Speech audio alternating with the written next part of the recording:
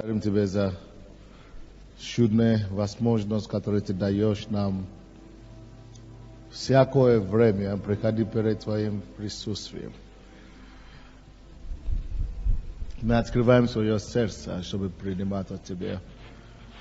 Яви Твой свет, яви Твою благость. Прикоснись к каждому без исключения.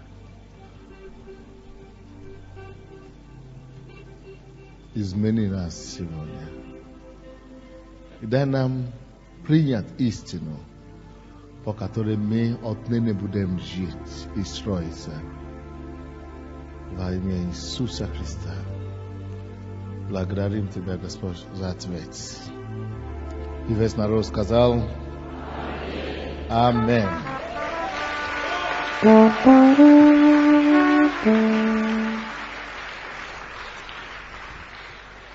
Человек, у кого рана в ногах,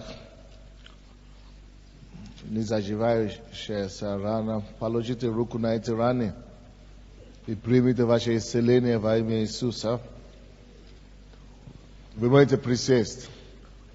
А также, если у вас опухла правая рука,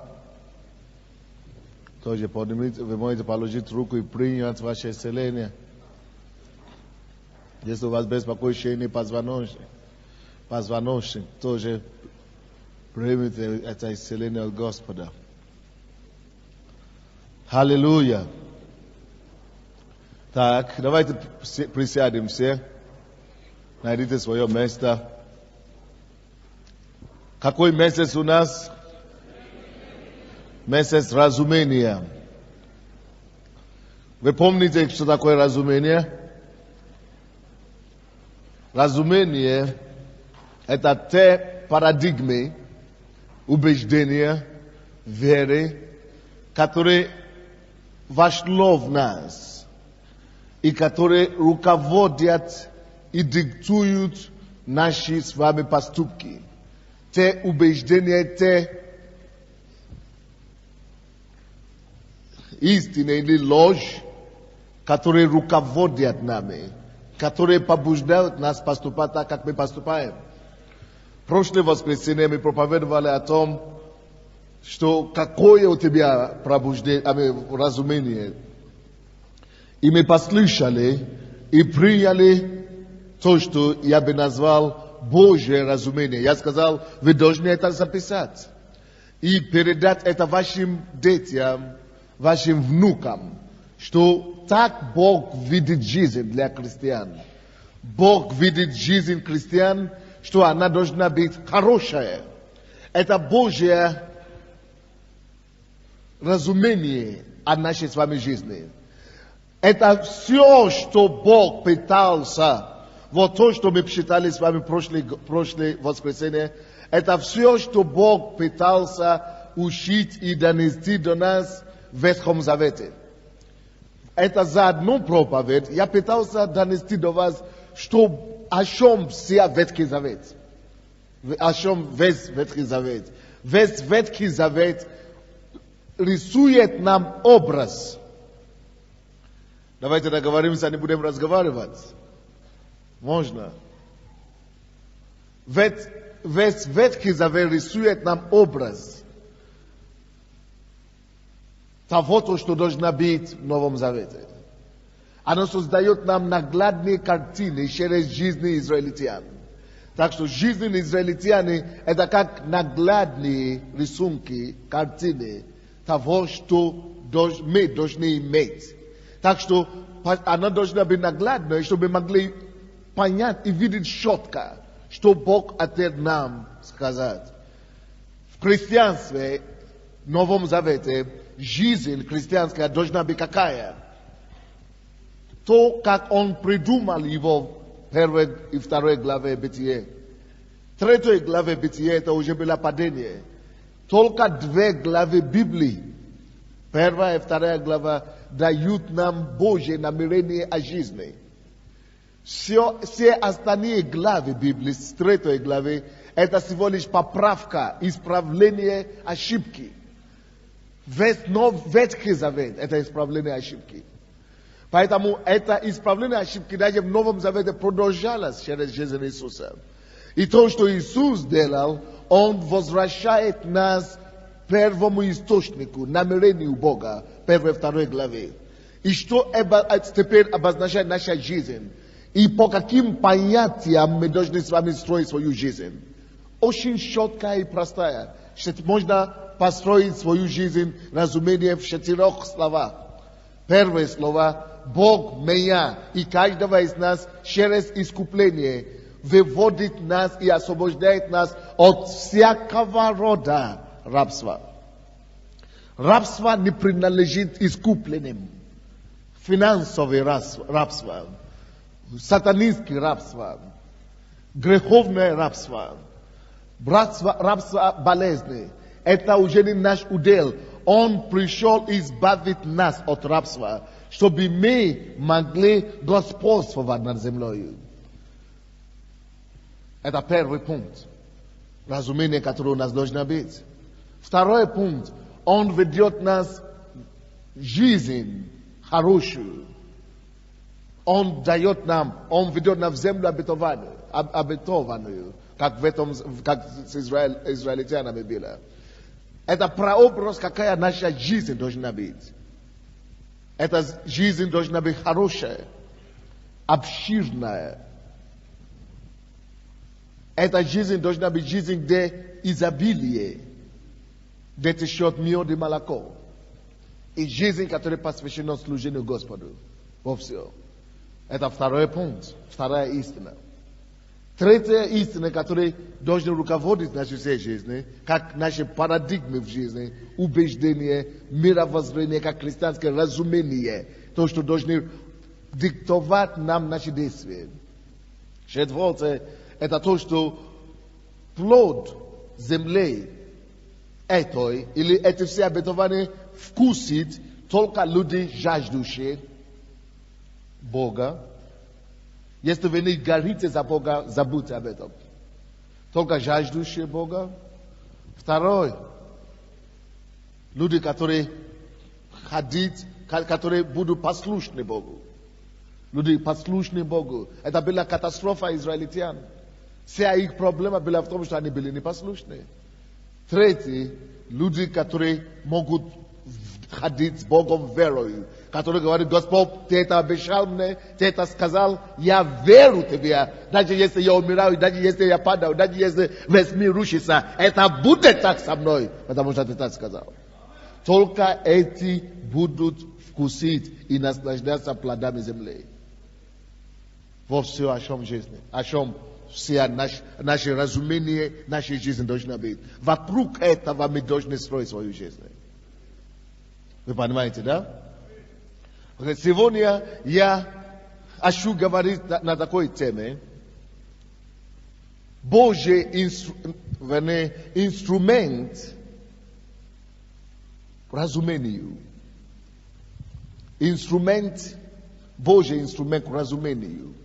То есть, если мы понимаем, что разумение это то, что управляет нами, то, что ведет нашу жизнь, на чем мы строим нашу жизнь, то есть инструмент, через который мы получаем разумение. Так, можно так писать, инструмент разумения. Или инструмент к разумению. Разумение, вы понимаете, это то, как это те убеждения, те веры, те мировоззрение, то, что укореняется в нас, потом диктуют и ведут нашу жизнь. Бог, мы уже христиане, Бог спас нас, и Он избавил нас от мира, чтобы мы могли иметь другое разумение. Но на чем-то должно строиться это разумение, на чем-то должно строиться это понятие, это новое мировоззрение, на чем-то мы должны откуда-то выучить наши взгляды на жизнь. Какие должны быть наши взгляды и отношения на жизнь, мы же должны откуда-то черпать это все. Теперь, на чем мы должны учиться? На чем мы должны строить свою жизнь? Откуда нам брать правильные отношения, правильные убеждения, правильные мировоззрения, правильные верование и понятие, чтобы мы могли строить свою жизнь на очень прочное начало. Откуда нам это брать? Об этом я хочу проповедовать сегодня. Божий инструмент к разумению. Или инструмент разумения. Откройте, пожалуйста, со мной Евангелие от Иоанна. Евангелие от Иоанна, 1 глава. С 1 стиха по 5 стихи. Это инструмент Слова Божьего. Мы будем говорить сегодня о чудесах Слова, о красотах Евангелия, о силе Слова, о том, что Слово доставляет нам, о том, какие потрясающие знамения и чудеса могут производить в нашей жизни, когда мы воспринимаем их правильно. Евангелие от Иоанна, 1 глава, с 1 стиха по 5. В начале было Слово, и Слово было у Бога, и Слово было Бог. Оно было в начале у Бога. Все через Него начало быть. И без Него ничто не начало быть, что начало быть. В Нем была жизнь. И жизнь была свет для людей. И свет во тьме светит, и тьма не объяла его.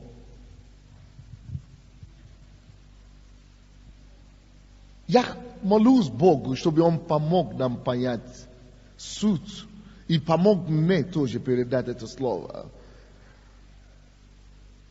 Дух Святой, помоги нам не уснуть, не спать.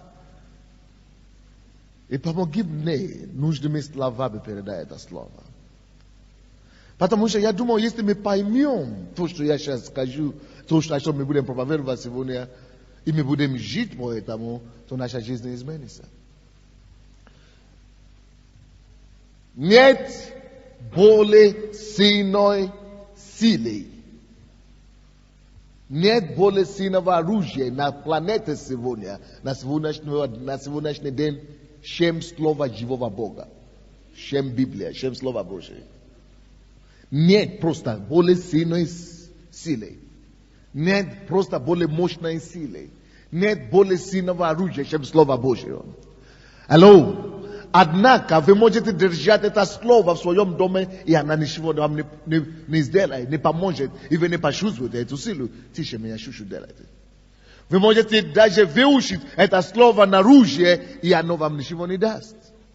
Однако это не отрицает эту истину, что оно все еще есть самая сильная мощь на планете Земля сегодня, которая дана человечеству. У нас нет более сильных, даже ядерные оружия, другие оружия, они не настолько сильные, они не сравнимы со Словом Божьим.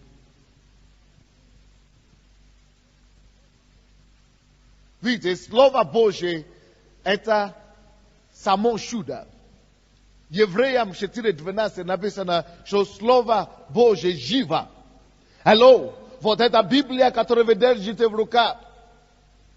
Поймите меня, что эта Библия, она не просто бумага, она не просто учебник. Эта книга жива. Оно живо. Оно живо. Евреям 4:12. Ибо Слово Божье живо. Живо. Оно живо. Что такое жив? Когда мы говорим, что что-то живо, или что-то живой, это как я. Смотрите на меня. Энергичный. Активный, действующий, потому что я живой. Кафедра это не жив, оно не живой, оно поэтому стоит на месте, не двигается. Когда мы говорим что-то живо, это значит, оно обладает энергией. Оно имеет способность что-то делать, двигаться, существовать. Слово Божье, посмотрите еще раз на все свои Библии, возьмите все свои Библии и посмотрите на нее. Это не только Библия, это не только книга.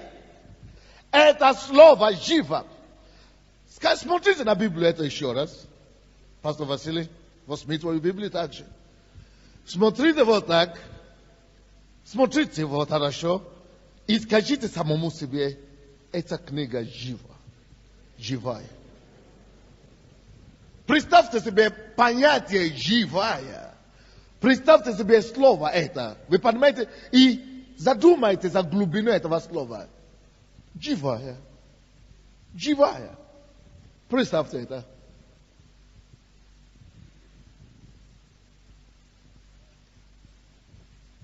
Слово Божье живо. И так написано дальше, и действенно. Действенно. Она действует. Она способна творить. Она способна поднимать что-то вверх, потому что она действенна. Она способна потрясать кого-то или что-то, потому что она действенна. То, что действенно, живое и действенное, оно способно поднять вас с места, где вы сидите, и потрясти вас. Оно способно толкнуть вас, чтобы вы присели. Живо и действенно. Что это, которое живо и действенно? Человек? Нет. Слово. Где это слово? Бумаги. Бумага действенна. Эта книга и бумага отличаются от всех бумаг. Это не просто бумага. Когда эта бумага, слова этой бумаги входят в вашу душу, она переворачивает вашу душу наизнанку, она меняет вашу душу, она очищает вашу душу, и она даже спасает вашу душу.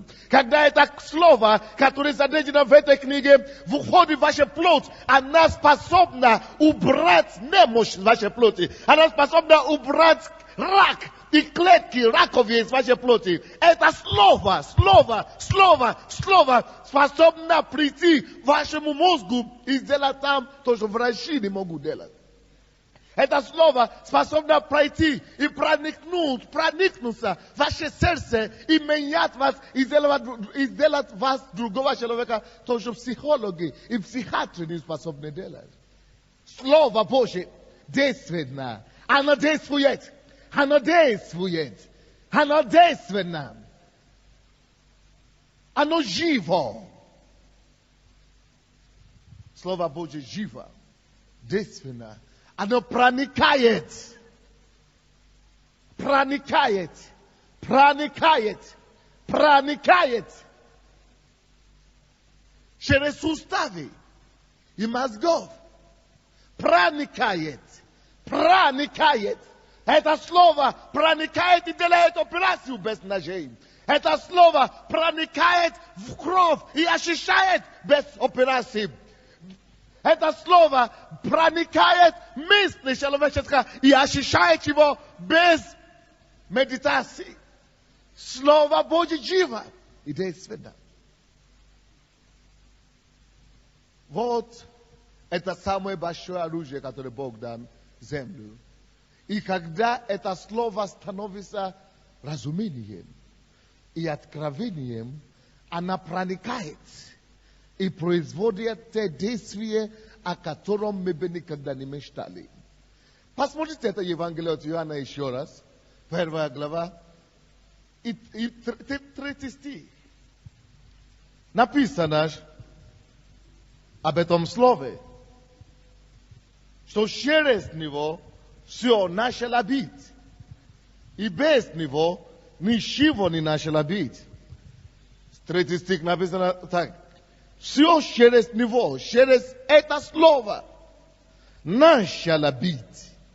Все начало быть через слово. Деревья, которые мы видим, начало быть через слово. Море и океаны начали образоваться через слово Божье. Вы появились на свет через Слово Божье. Бог проговорил вас. Вот почему ваши родители забеременели, ваши мамы забеременели. Все через него начало быть. И без него ничто не начало быть. Что начало быть. Алло, Слово Божие, оно самое сильное оружие, самая сильная мощь на планете, потому что она обладает созидательную силу.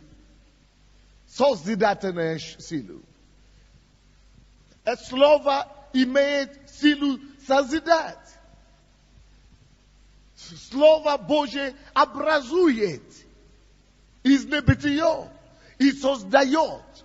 Допустим, когда пастор Саша молился здесь со сцены, чудо произошло с вами. Просто у нас не было свидетельства, но мы можем вызвать сейчас, кто уже себя начал чувствовать хорошо. И мы бы видели много людей, которые бы вышли. Почему? Потому что он провозглашал Слово Божие. Он провозглашал молитву, основанную на Слове Божьем. И поэтому это Слово начинает созидать здоровье в вашем теле.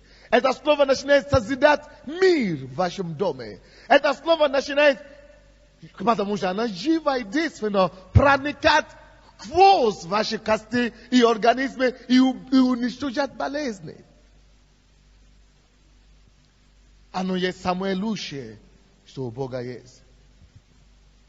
Представьте себе, что болезни, проблемы, зависимость, все то, что врачи не могли делать, люди приходят в церковь, и мы говорим Слово Божие.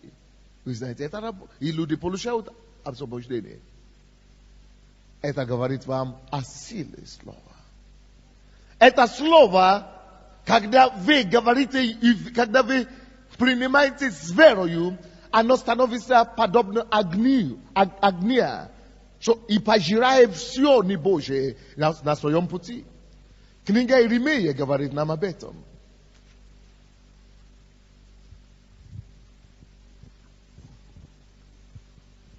(23, 20). Это слово подобно на молоту, который разбивает все на своем пути. Слово Божье сильно, Слово Божье мощно.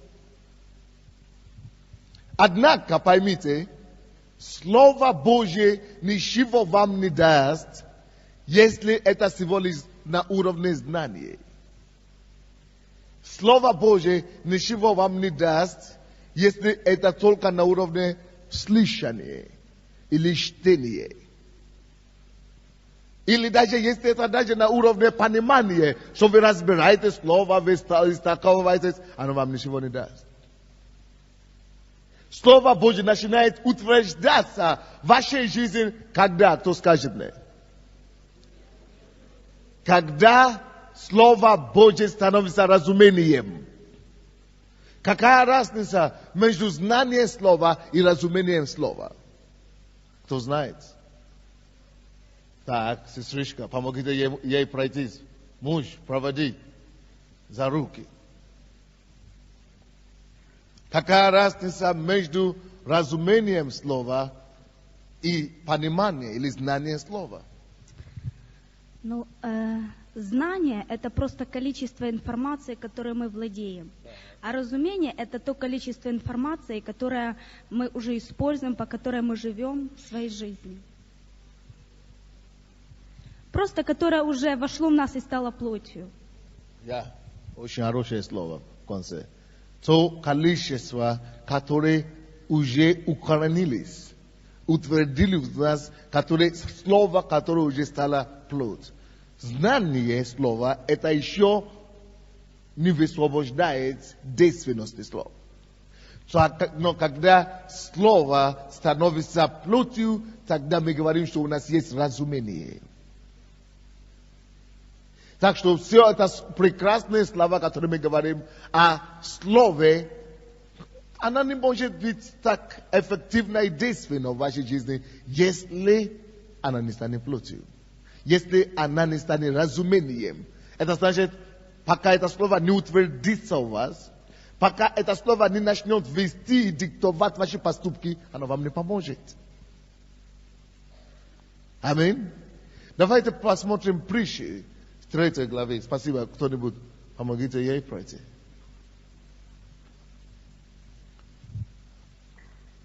Притчи, 3 главе, с 1 по 5 стихи. Здесь написано такие слова. Сын мой, наставление моего не забывай. Алло? Почему здесь Бог говорит нам не забывать? Послушайте внимательно. Потому что Он может слышать наставление Господне. Он может слушать сколько хочешь. Он может считать наставление Господня сколько хочешь. Но если ты не живешь, если ты забываешь, если ты не живешь, если это слово не станет разумением тебе, то ты забил его. Даже если ты не запомнил, но ты не живешь, ты не позволишь оно растворяться своим организмом, это то же самое, что ты не имеешь это слово. Вот почему нету, часто бывает, что нету разницы между верующими и неверующими. Мы ходим в церковь, мы должны трудиться отныне, чтобы слово, не просто слушать слово, чтобы не только считать слово, но как бы слово стать, как бы слово раствориться в нас. Мы должны начинать трудиться больше над тем, как это слово может стать плотью в нас. Как бы это слово растворять в нашем организме, в нашем поступке. Как бы этому слову менять мои поступки. Как бы этому слову менять мои взгляды на жизнь. Как бы этому слову менять мои понимания, мое мышление, мои мысли и так далее. Только тогда мы начнем пожинать плод слова. Действительно, Бог ведет нас через слово. Землю обширную. Действительно, Бог ведет нас через слово. Землю хорошую. Действительно, Бог ведет нас через слово. Землю, где у нас будет течь мед и молоко. Но однако, сколько бы мы слова не знали, не поможет нам, если оно не станет разумением.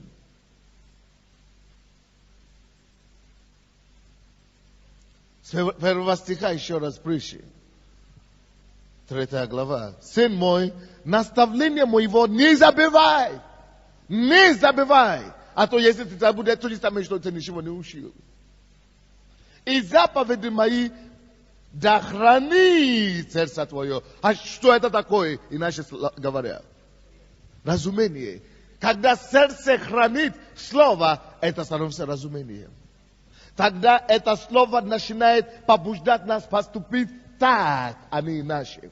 Тогда это слово начинает руководить нами неосознанно. Но слушайте, самая большая трагедия церкви, это то, что мы пришли в церковь, да. Мы спасены, да. Мы идем на небо, да. Однако мы не одерживаем здесь на земле победу, потому что мы пришли в церковь, наш дух спасен, но Слово Божье, его разумение еще не поменяло это старое разумение, которое у нас есть в жизни. Допустим, разумение, которое у нас есть в жизни, это то, что когда беда приходит, захватиться за голову и паниковаться. Но теперь, когда мы знаем, что Слово Божье говорит, не только слышать одну проповедь, там и забить, но если оно живет в нас, мы реагируем совсем по-другому. Если мы уже реагируем соответственно, как Иисус реагировал бы, как Бог реагировал бы, тогда я могу сказать, в этом направлении я стал христианином. А так я никакой не христианин, когда я реагирую, как я бы реагировал 10 лет тому назад. Тогда какая разница? Когда я говорю то, что я бы говорил 10 лет тому назад, тогда какая разница? Алло, оставьте ее, все нормально. Пускай ляжет, положите ее. А нам Бог прикоснется к ней. Вы слушаете слово, вы слушаете.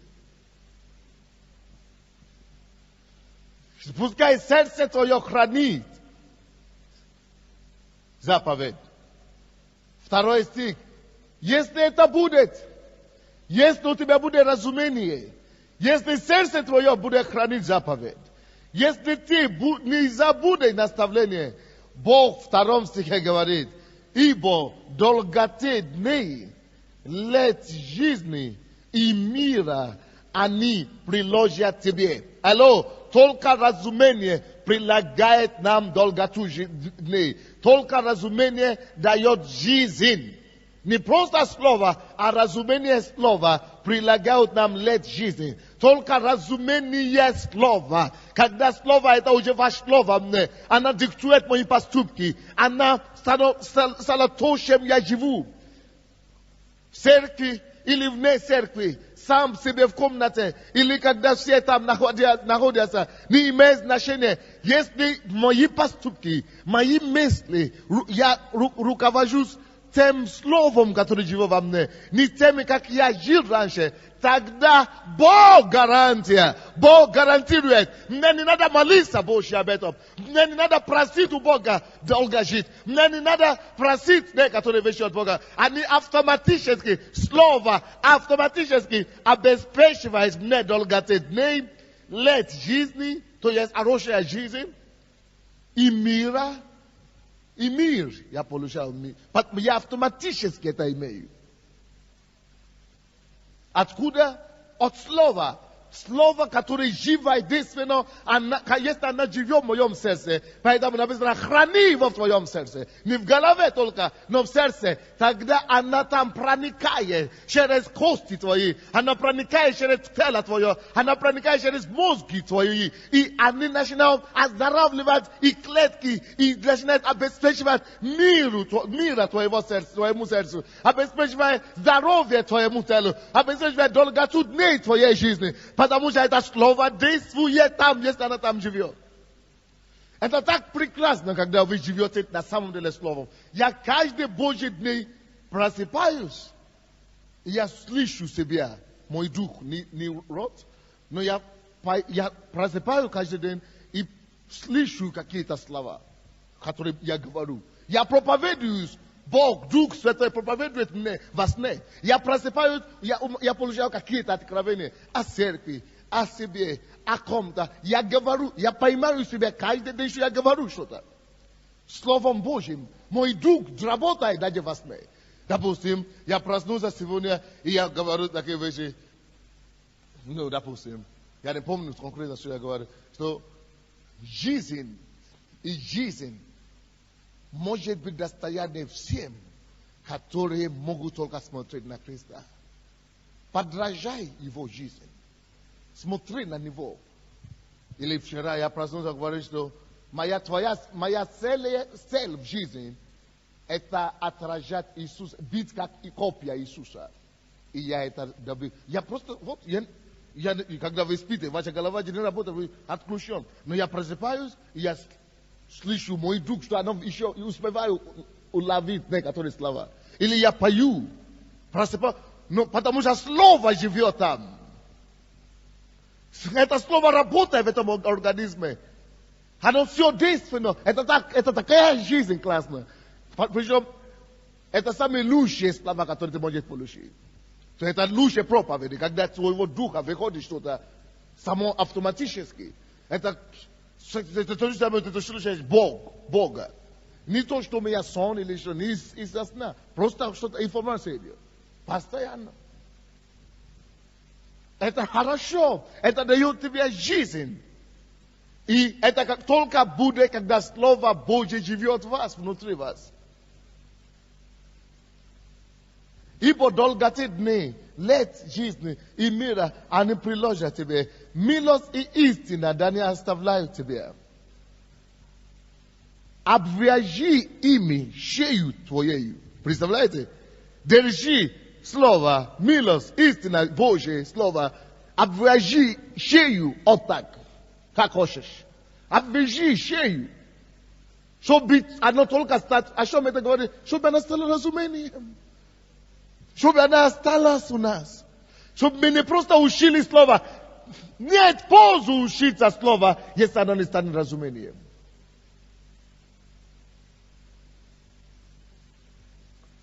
Обвяжи ими шею твою, напиши их на скрижалях сердца твоего. Напиши их. Есть скрижали сердца. Они принадлежат Слову Божьему. Именно тогда, когда мы станем здесь, Если Слово Божье живет в нас, я тогда могу говорить именем Иисуса. Пускай будет что-то так. И на основании Слова Божьего я повелеваю этому раку умереть, убраться вон. И вы знаете, что происходит? Потому что это Слово живет во мне. Я вижу действенность его. Это Слово становится из моих уст огнем. Согласно Иеремия 23:20. Оно становится огнем, и для этого духа рака просто она прожирает его и не может там устоять там. Когда твердыни или какие-то мысли мучают другого человека, когда он уже не может никуда идти, эти твердыни мысли, навязчивые мысли какие-то приходят, и они приходят на совет или на прием, и я просто разговариваю с ними, но с осознанием слова, которое живет в моем сердце, и говорю им этим словом, которое живет, не просто вспоминаю и говорю, так, давай я найду симфонию какую-то, да, давай найду откуда. Это уже, это скорая помощь в этом случае. Это не то, что помогает. Помогает Божье Слово, которое уже стало откровением, стало плотью. И когда я говорю это Слово, которое уже стало плотью и разумением, вы увидите, это слово, которое я говорю, простое слово, которое другое тоже скажет, третий скажет, ничего не будет. Но когда ты это говоришь, потому что оно уже стало плотью для тебя, оно приносит этому человеку просто как молот, который разбивает все аргументы. И все твердыни освобождает их. Это слово начинает проникать, как меч, через кость людей, через мозги их, через кровь их, через жизнь, через сердце их, и начинает ощущать все, и разделяет между Божьей и душевной и духовной. Слово, оно сильное, оно принесет все созидание в вашей жизни. Слово Божье написано, все через него начало быть. И ничего не начало быть. Как только через него все начнет появляться в вашей жизни через Слово Божье. Если вы будете жить в Слове, сохранить Слово в сердце ваше, вы через силу Слова можете принести несуществующее, все желаемое, свою жизнь. Что вы желаете, чтобы появилось в вашей жизни? Чего не хватает в вашей жизни? Все начало быть не через Иисуса, не через Бога Отца, через Слово. Через Слово. Все начало быть через Слово. Слово, которое становится плотью, приносит все в жизнь. У Бога, даже сам Бог, который сотворил небо и землю, написано нам, что Он все, Он сам, даже Бог, ничего не мог принести в существование, ничего не мог создать, как только через Слово. Написано Бытие, 1 глава, с 1 по 3 стихи, что Он сказал, да будет свет, и стал свет, да будет твердь, и стала твердь, и так далее. Он говорит Слово, Слово живет в нем. Для Бога Слово это не просто какой-то, скорая помощь, не пожарная потребность. Нет, оно жило в нем. И когда это слово жило в нем, это слово укоренено в нем, это слово есть его укоренение, его разумение. И Бог говорит, да будет, потому что оно живет в нем, оно вышло и становится так. Да будет, оно выходит и становится так. Да будет, оно выходит и становится так. Потому что это из головы вышло, это сердце, оно живет там. И все будет, все придет в существование, все придет в бытие. У вас также, когда слово сначала живет, укоренено в вас, тогда это слово, когда вы говорите, начинает произносить и приносить все в исполнение. Иисус сказал, Евангелие от Иоанна, 10 глава, 30 стих, Он говорит, если написано, что тем, кому приходит Слово Божье, боги, что вы боги, потому что тем, кому приходит Слово Божье, становятся богами. Это насколько сильное слово. Давайте посмотрим. Евангелие от Иоанна 10. Слово Божье, когда оно приходит к вам в откровении, когда оно приходит к вам и живет в вас, и становится вашим разумением, оно делает вас Богом над этими обстоятельствами.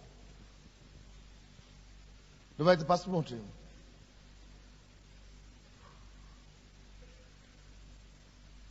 34-35. 10 глава Иоанна. Два человека, два парня, подойдите сюда. Один маленький, один большой. Но, высокий или что.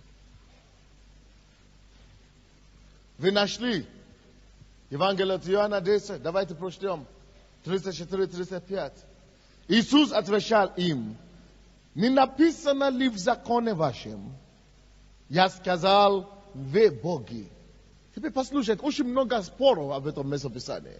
Кто-то говорит не так, кто-то говорит так. Но давайте поверим Иисусу на слово. Вы боги, в каком случае мы боги? 35 стих говорит: если Он назвал богами тех, которым было Слово Божие. Кого Он назвал богами? Вы посмотрите еще раз. 35 стих. Если Он назвал богами тех, которым было Слово Божие, и не может нарушить Писание, значит, кого Он назвал богами? Нас? Нет, не нас.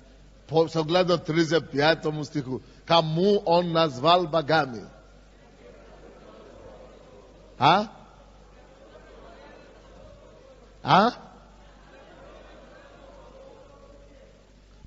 Тем, кому приходит Слово Божие.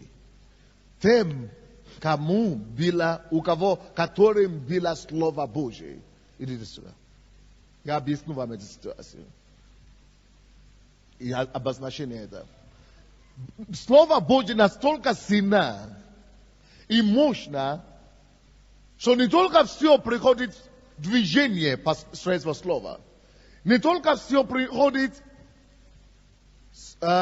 бытие, создание, существование через слово, но если вы сможете работать над словом хорошо, если вы сможете так интенсивно работать над собой и над словом, что Слово Божие придет к вам, вашему внутреннему человеку. Если Слово Божие действительно откроется вам, в это мгновение, это Слово делает вас Богом над этой ситуацией, над этим обстоятельством, какое Слово было открыто вам. Допустим, если ты читаешь какое-то местописание, скажем, 1 Коринфянам 9, 8, где написано, ибо он обнищался, ты читаешь. Вот, посмотрите все на Ивана. Иван читает слово, которое говорит, Иисус обнищался, чтобы из нас сделать богатыми. И это открылось ему. Это слово пришло к нему, как откровение. Оно вошло в его сердце, в его дух. Если действительно это так, то это слово поглощает его внутреннего человека, зажигает его. И какая бы ни была нищета в его жизни до того времени, это слово, оно сейчас вооружает его и делает его Богом над этой нищетой.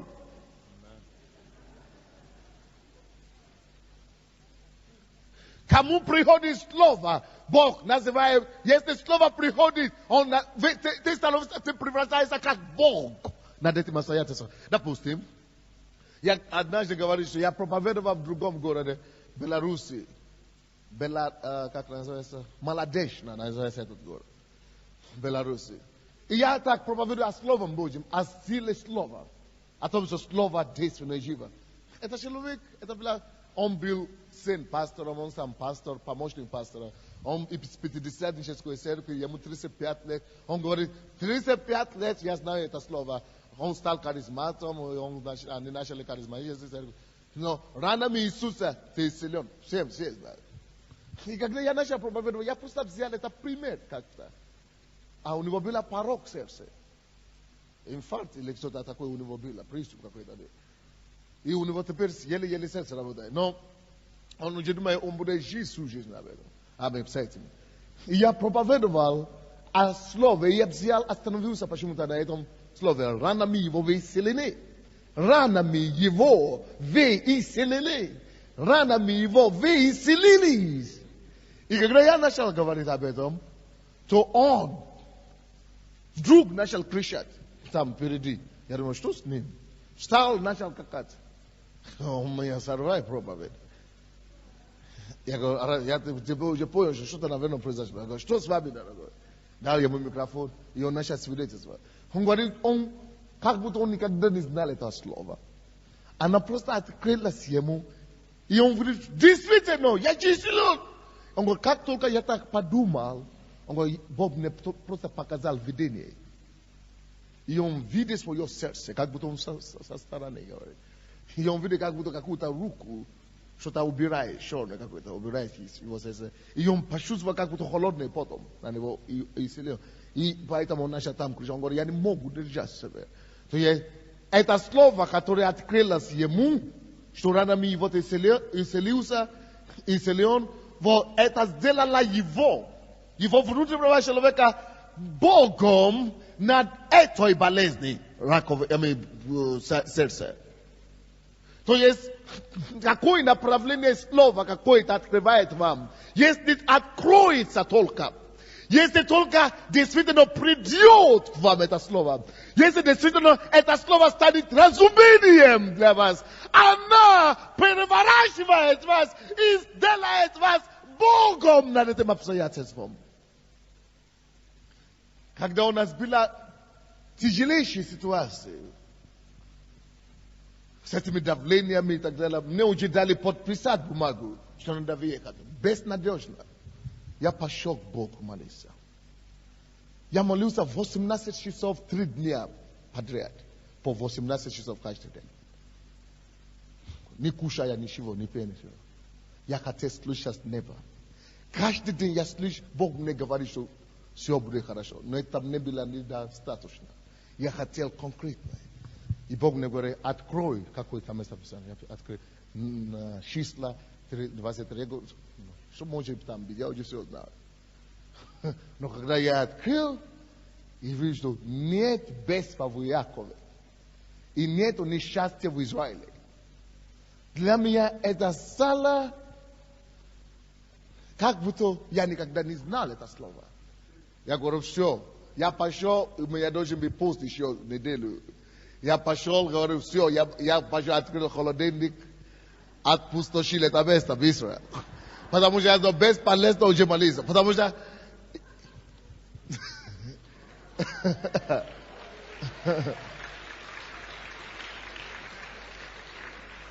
Спасибо.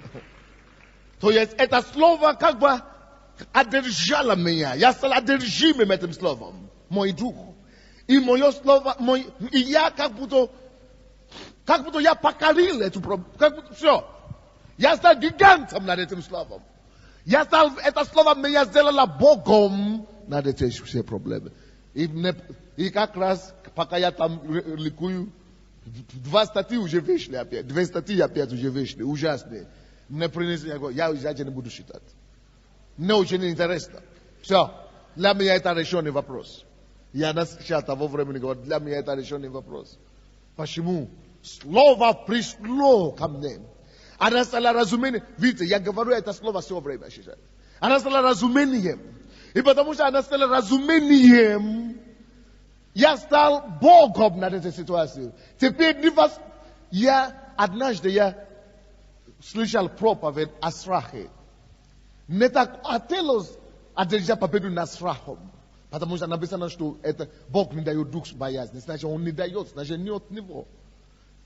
Но можно слышать это сколько хочешь. Можно наизусть знать, что Бог не дает дух боязни.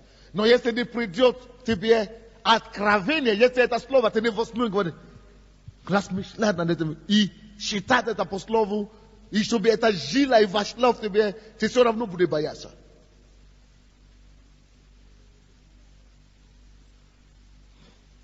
Вот таким образом Бог мне дал победу над страхом. Чтобы уже не было, я говорю, хорошо. Дайте, если страх вообще подойти, я удаляюсь к Богу, пока все не успокоится. Я уже, наверное, 12 лет я попрощался с страхом. То же самое с разочарованием. Слово должно стать разумением. Когда это слово приходит к вам, он высокий такой, выше его. Это вот слово сделает вас вот таким выше гигантом над этой проблемой маленькой. Эта проблема становится совсем маленькой. Это то, что Иисус имеет в виду, что раз написано же в Писании, что кому приходит слово, Бог называет их боги, вы есть Бог. Вы становитесь последним словом Богом. Откуда это? Какое у нас подтверждение? Давайте откроем еще раз подтверждение. Евангелие от Иоанна, 1 глава, 1 стих. Там написано, в начале было Слово. Дальше. И Слово было у Бога, и Слово было Бог. Слово было Бог. Слово было в начале.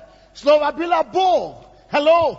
В чем дело? Дело в том, что когда это слово приходит к вам, это не просто слово Божье приходит к вам. Это слово само по сути есть Бог. Поэтому, когда это слово, которое есть дух, оживляет, зажигает вашего духа и захватывает, когда ваш дух открыт для этого слова, это значит, вы позволяете Богу через слово овладеть вашим духом, вашим естеством. И это значит, в этом направлении ваш дух приобретает все качество Бога. Поэтому, говорю, вы боги, когда слово приходит к вам, вы становитесь с маленьким Богом. Вы не поняли, не? Потому что само слово есть Бог.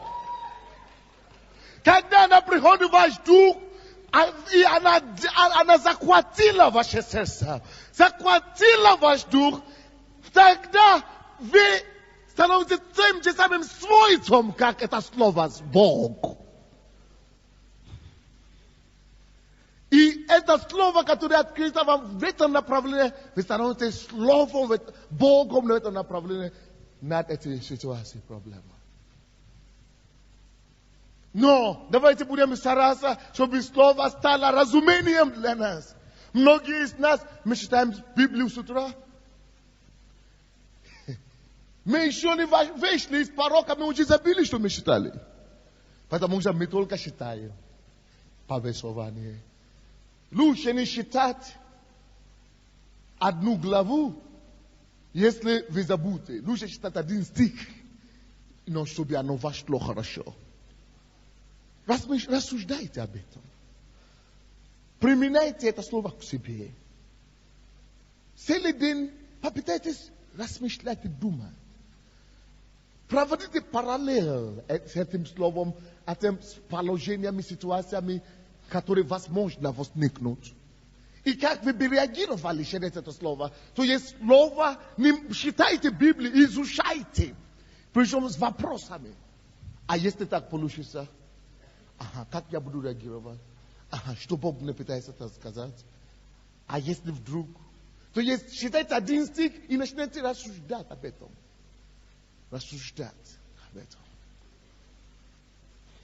Задавать вопросы. Пока это не укоренится у вас, не идите дальше.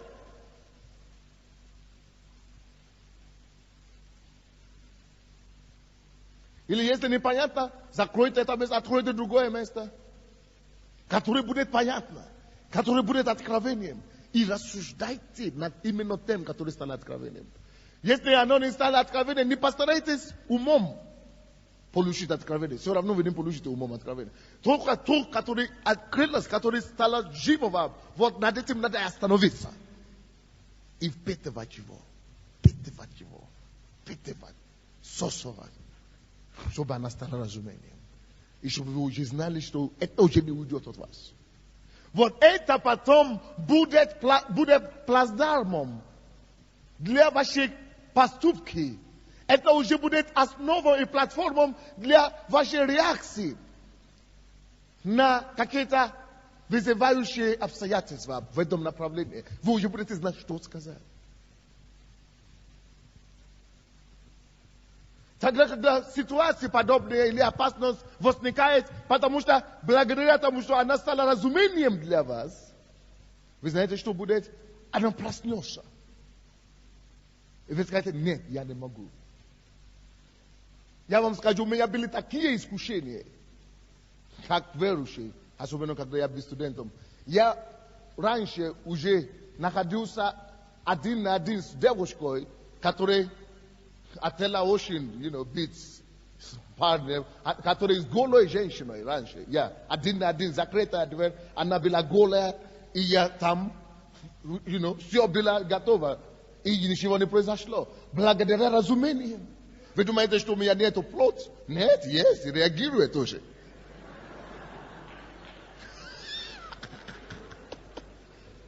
И не только это.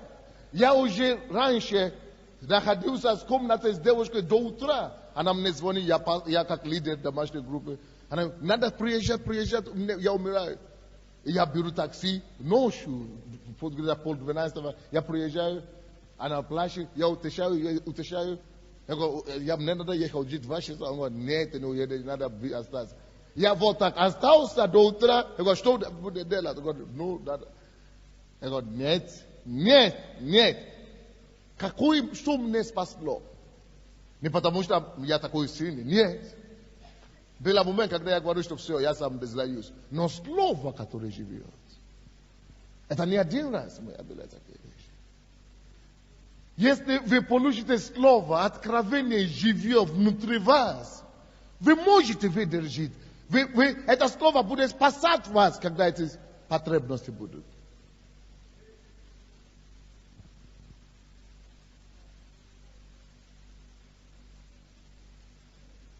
Именно слово будет спасать вас. Именно разумение будет спасать вас. Но когда ситуация возникает, и все местописания исчезло, тогда вы поймаете, что это только было разум, это только было у вас как знание, это не стало разумением. Вы знаете, однажды Бог мне сказал, Сандей, говорит, да, но видишь, ты проповедуешь, много проповедуешь другим. А я хочу, чтобы ты теперь собрал все твои проповеди, все, и начинал начни проповедуя и учи самому себе заново. У меня все проповеди в тетради. Я начинал каждый день молюсь и начинал размышлять над словом. Начни, чтобы они стали твои корни. Если они не станут твоими корнями, у тебя будут такие же проблемы, как все.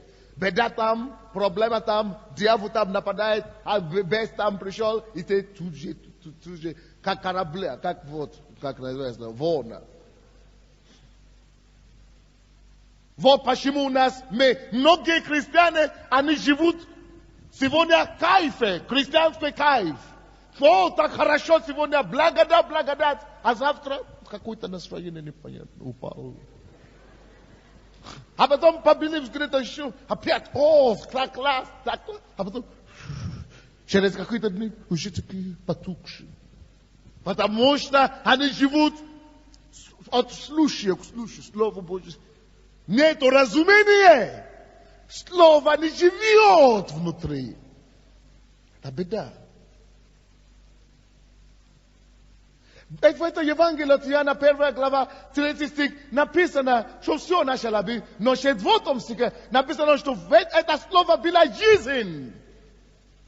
Если слово это, если вы сможете уделить внимание, чтобы она стала разумением, она станет жизнью для вас. У вас всегда будет жизнь восхитительная. У вас всегда будет активная жизнь, радостная жизнь.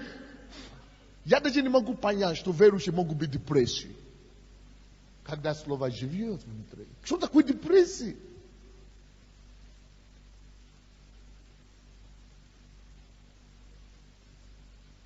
Она есть жизнь. Кайф. Вы знаете, что такое жизнь? Жизнь. Вот слово есть жизнь. Она есть жизнь. Если оно будет здесь жить, оно производит жизнь в тебе. Вот почему мы не курим. Вот почему мы не пьем. Вот почему мы не колемся. И причем мы не страдаем от того, что мы не пьем и не курим. Мы от этого не страдаем. Почему? Потому что те, которые пьют и курят, они ищут жизнь в этом. Они ищут кайф, какую-то жизнь, чтобы легче стало, чтобы хорошо, весело.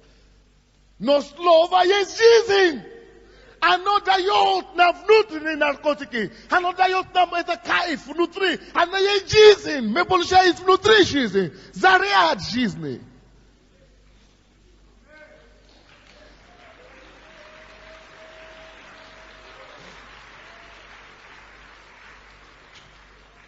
Вы знаете, я помню себя, спасибо. Когда я только стал верующим сначала, я боролся, чтобы не грешить, чтобы не делать, чтобы не смотреть, чтобы не... Но когда ты начинаешь жить в слове, слово начинает жить в вас, ты просто живешь и наслаждаешься и все. Чтобы не смотреть, чтобы не... Это потому что ты пока еще стараешься. Пускай слово начнет жить в тебе. Не просто знать. Это беда, особенно мы, проповедники. Проповедуем, считаем, выдаст и все, уходит. Она должна жить там. Бог призвал нас быть ходящее Евангелие. Образом Бога. И тогда, когда Слово живет в нас, тогда мы начинаем реагировать, как Иисус реагировал бы во всей ситуации. Слово есть оружие разумения. Через Слово мы получаем разумение во всей ситуации жизни. Как реагировать нам в том или ином ситуации? Очень просто. Через Слово. Слово – это то, что Бог уважает больше всего. Вы помните 137, по-моему, 2 стих. Псалом 137. 2 стих. Написано, Бог уважает свое Слово больше. Вот Он возвеличил свое Слово превыше всякого имени Его. Многие из нас, мы знаем, как молиться. Слушайте сюда. Молитва хорошо. Хорошо молитва. Но я хочу вам сказать одно. Послушайте сюда. Это может шокировать вас. Но, слушайте.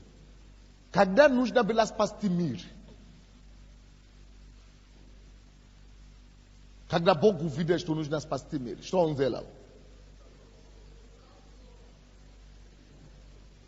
Кого Он послал? Хорошо. Поймите, что Иисус не был послан в мир, чтобы спасти мир. Слово было послано. Насколько слово важно. Это слово стало плотью, потом стало Иисус. Только когда слово вошло в плоть, получился Иисус. Он послал слово. Слово самое важное у Бога. Вот почему Он возвеличил слово выше своих имен. Алло! Многие из нас, мы молимся 2 часа, 3 часа, а слово... Мы считаем как компьютер. Как быстро так. Нам надо, если есть занятие, на чем нужно заниматься словом, короче. Это написано, весь мир держится на Словом Божьим. Представляй, как твоя жизнь будет держаться, если она держится на Словом. Представляй, насколько она будет крепка. Вы видите, кто из вас знает, что планета Земля не висит на какие-то провода или какие-то столбы. Ничего не построено. Звезды все, они стоят не потому, что они что-то там архитектор какой-то построил. Нет. Все висят на слове, держатся на слове. И вы думаете, что ваша жизнь не будет держаться на слове? Оно важнее для нас.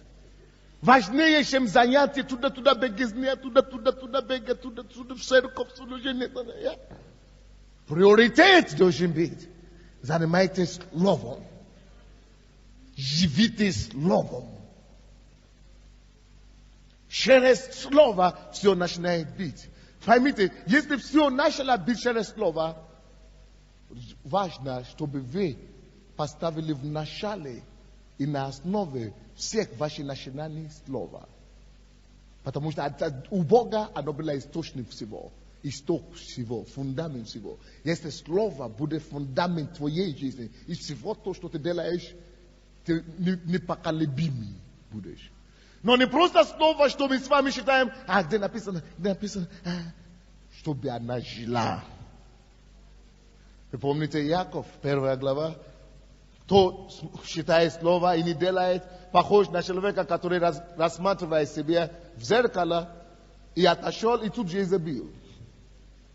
Он говорит, не будьте таковыми, будьте делателями слова, чтобы она оставалась в вас, чтобы не забывать слово. Вот наше занятие основное. Оттуда, там, именно там лежит наша с вами победа. Помните, написано, он послал слово свое и исцелила их. От недуги 106 Псалом, 19-20 стихи, 21 стихи. Он послал слово. Слово исцеляет. Освобождает их, спасло их от могил их. Избавила от недуги их. Слово избавляет. Но это слово, которое есть разумение. Написано, что это слово, оно есть жизнь людям, но не только жизнь, и есть свет человеков, который просвещает все.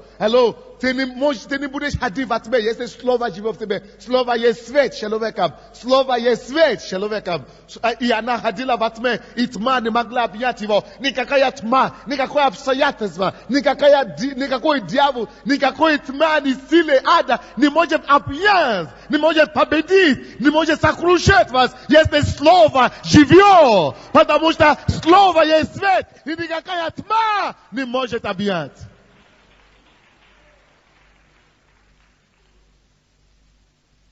Она прогоняет тьму. Прогоняет тьму. Прогоняет тьму. Слово прогоняет тьму. Пускай оно живет в нас. Самое лучшее наше оружие. И когда мы приходим куда-то, дьявол знает, что мы пришли. Когда мы говорим, Бог подтверждает наши слова. Небо двигается с нами. Когда мы молимся, короткие молитвы, что-то происходит. Слово, слово, слово. Была в Бога в начале. От того всего начала быть. Она есть жизнь людям. Свет просвещающий человеков. Слово, слово, слово. Но пока она не станет разумением, никому не пригодна. Давайте откроем это Иаков, мы на этом закончим. 1 глава Иаков.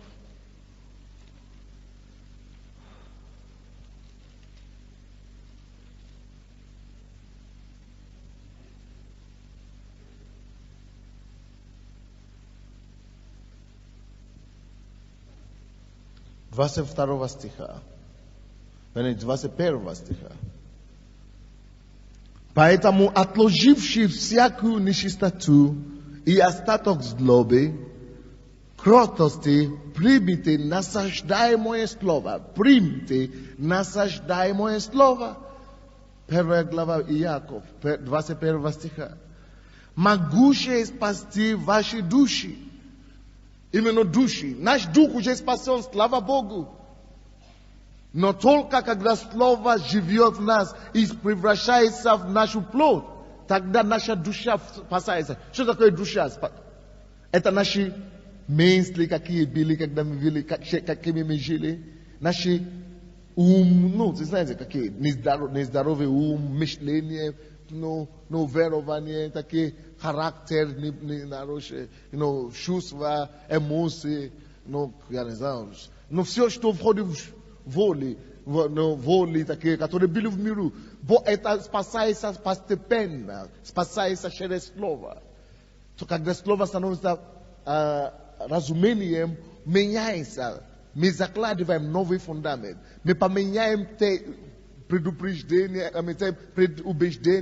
те мировоззрения, те какие-то сложные характер и черта, которые были в миру, которые нездоровые, которые низкие, которые не Божьи. Когда мы принимаем слово, оно становится частью нашей, меняется. Допустим, я сейчас. Слава Богу, благодарю Бога за это. Я не могу, я больше не раздражаюсь. Я тем более гневиться. Я могу делать вот так, я могу кричать и так далее. Иногда, чтобы делалось, вы знаете, начальники должны иногда уметь, да, чтобы дисциплину подчеркнуть.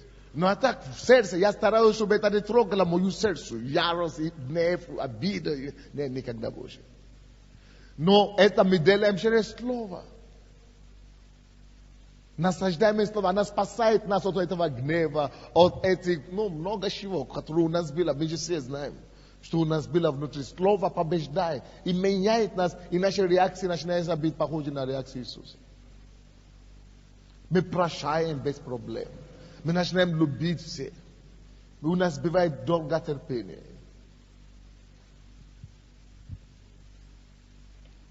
Будьте же исполнители слова. Вы видите, в чем дело? Именно исполнители. А не слушатели только, обманывающие самих себя. Оказывается, что даже если мы этого не понимаем, мы ходим в церковь, слушаем слово, но не исполняем, мы все равно обманываем себя самих. Это есть разумение. Именно человек разумение исполняет слово. Написано, кому подобен человек благоразумному, который слушает слово и исполняет. Разумение – это в исполнении слова.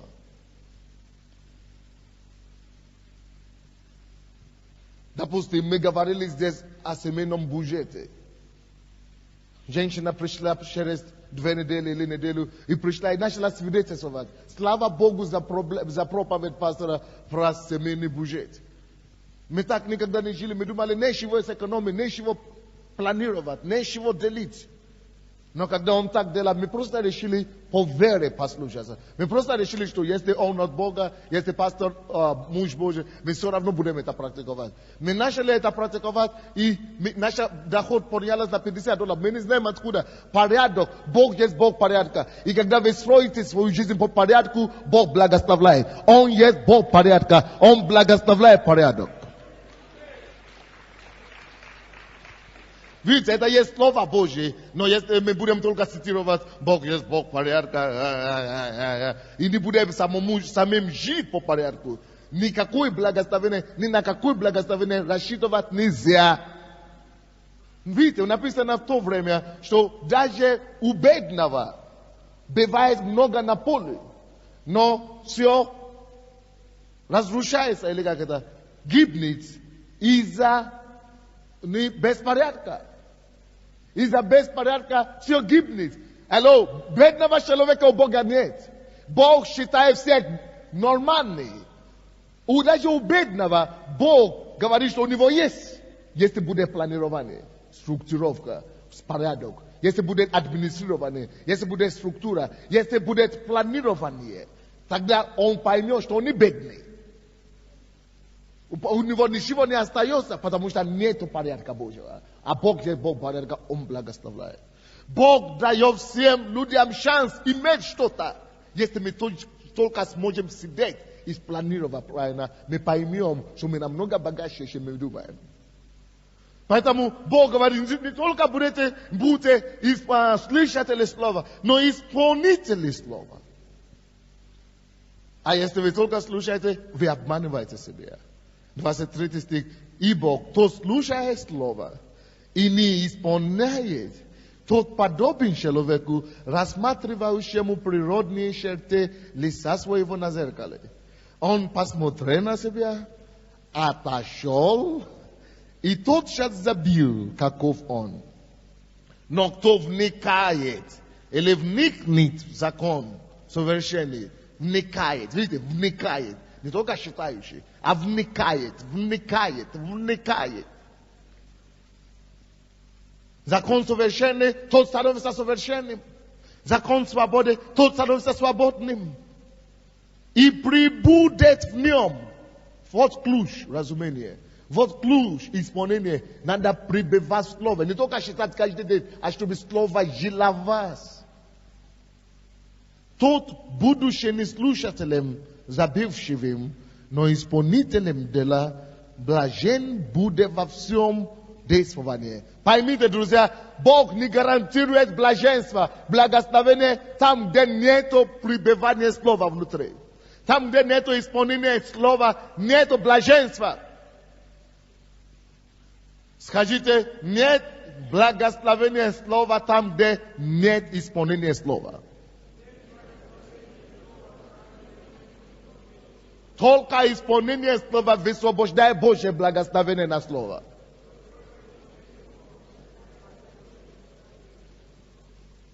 Только исполнение слова высвобождает Божье благословение. Обетованное благословение на слове. Нет благословения без исполнения. Это факт.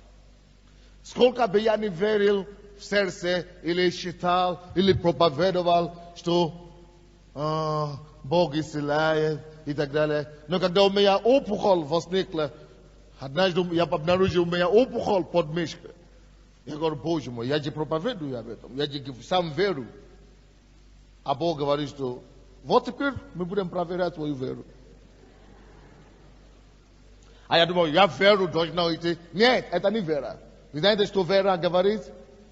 Написано, Бог оставил некоторые неприятелей у детей Израилевых, чтобы они были, но жалобы в их Богу, чтобы научить их воевать. Поэтому некоторые болезни, некоторые проблемы, которые у нас приходят, Бог хочет научить нас воевать по вере. И я говорю, что мне дала Господь? Он говорит, воюй добрым подвигом веры. Воюй подвигом веры, воинством веры. И что я начал говорить? Я начал говорить, именем Иисуса. То я раньше говорю, я верю, что не будет. Я верю, что уйдет.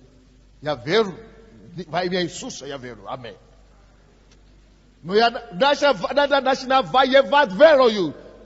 Я верю в это слово, именем Иисуса, что я исцелю, Он взял мои болезни, ты не принадлежишь мне во имя Иисуса. Я искореняю тебя с моего тела, с моего организма. Во имя Иисуса, ты не принадлежишь мне. Именем Иисуса, вон, я проклинаю тебя. Посмотри, здесь написано, в Матфея 8:17, Он сам вознес все наши немощи на себя на древе. Именем Иисуса, 1 Петра 2:24.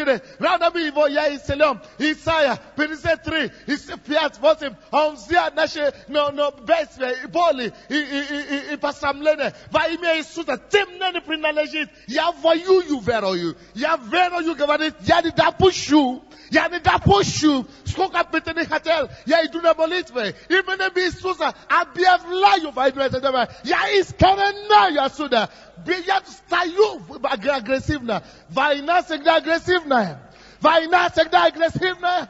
Война всегда агрессивная. И вот что такое подвиг веры. Это только вера. Вера есть такая. Вера действует вот только таким образом. Вера говорит, я знаю, что это не будет со мной. И все. Не будет. Дьявол, сделай, что хочешь. Я ставлю ограду во имя Иисуса. Потому что написано, что вера это щит. Я беру свою веру щитом на своей головой, на своей семьей, на своей дочери, на своим сыном, на своей женой. Щит веры. Все. Не допущу.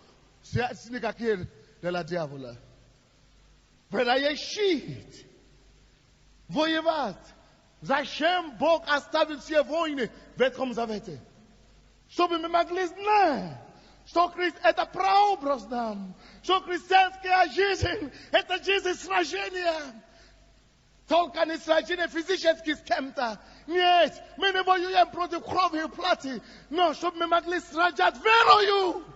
Я не допущу гамалитяне или хамалитяне в моей земле. Я не допущу иезувитов в моей земле. Я не допущу хититов в моей жизни. Именем Иисуса этого не будет. Болезни не будет. Авария не будет. Но бесплодие не будет. Я не допущу вот это есть война. Война верою. Война верою. С подвигом веры подвязался. Он призван сражаться по добрым подвигом веры. твоя позиция, твоя вера. Но только когда Слово живет в тебе, ты можешь вот так стоять. Только исполнение Слова высвобождает благословенное, обещанное благословенное Слово. Давайте станем. Возьмите какое-то Слово Божье сейчас. Поблагодарите Господа за него. И начните сказать ему: Господь, я верю этому Слову. Оно мне принадлежит. Я беру его. Это мой удел. Это моя участь. Позвольте этому Слову открыться вам по-новому. С разумением для вас. Давайте поблагодарим Бога за Его Слово. И давайте возьмем это Слово и скажем: Господь, я буду читать Библию по-новому сегодняшнего дня. Я буду жить по Библии по-новому, Господь. Я хочу, чтобы не только читать Библию, не только читать Слово, но чтобы Слово стало разумением для меня. Я не хочу получить больше знания. Я хочу начинать получать разумение.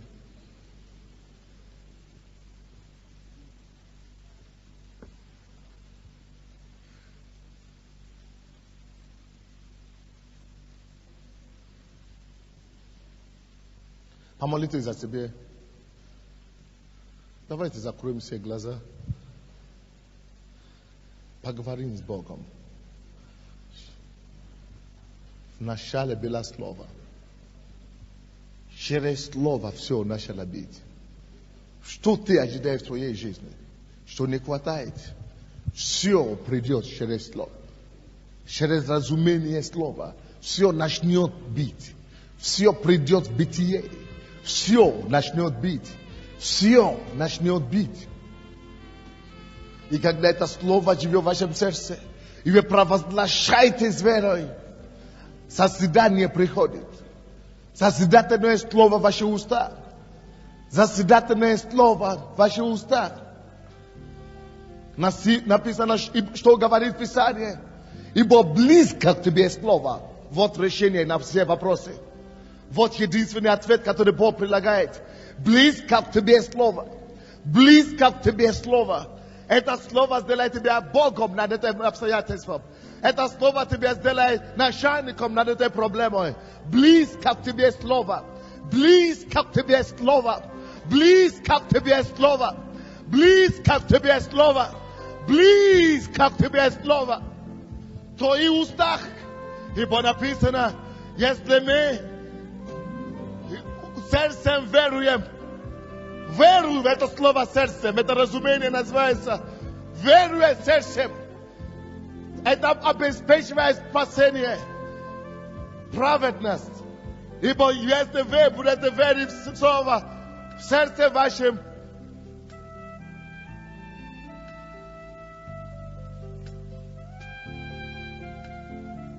и устами вашими исповедовать, вы спасетесь. От чего тебе нужно спасение сегодня? От проблем, от атак на здоровье, от нищеты, от чего? Ибо близко к тебе Слово. Спасение родственников, спасение друзей. Ибо близко к тебе Слово. Ибо написано, если сердцем твоим веровать и устами твоими исповедовать, ты спасешься от этой проблемы. Ты спасешься от этой проблемы. Ты спасешься от этой проблемы. Но надо в сердце веровать. Что тебе надо сегодня? Мужа. И если сердцем поверишь, и если устами исповедуешь Богу с верою, что твой муж в этом году придет, так и будет. Твоя жена в этом году придет, если сердцем уверуешь и устами исповедуешь. Ибо что говорит Писание? Близко к тебе Слово. Близко к тебе Слово. Близко к тебе Слово. Поговорите с Богом, оно близко к вам. Слово здоровья, слово крепости, слово освобождения, слово спасения. Близко, близко. Твои уста Слово.